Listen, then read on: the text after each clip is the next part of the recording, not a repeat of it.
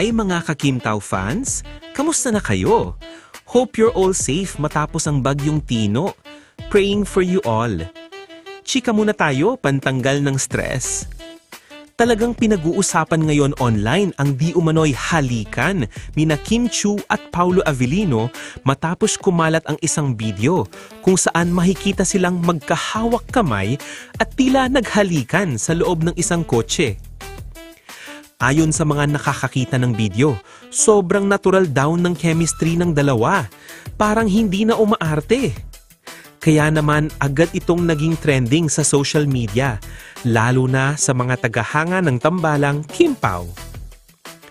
Gayunman, may ilan namang nagsasabing bahagi lamang ito ng isang esena sa kanilang bagong serye na The Alibi. Pero kahit esena pangaraw ito, hindi pa rin mapigilan ng mga netizens ang mag-react ng may kilig. Grabe, kahit acting lang, parang totoo na talaga. Sabi ng isang fan, ang init ng chemistry nila, nakakapanimdig balahibo sa kilig. Dagdag pa ng isa. Sa ngayon, patuloy pa rin kumakalat ang nasabing video sa iba't ibang platforms at mukhang mas lalo pa itong pinainit ang excitement ng mga fans para sa nalalapit na pagpapalabas ng kanilang serye. Kung ganito nga naman ang bawat esena ni Kim at Paulo, siguradong wala nang makakawala sa Kim Tao Fever.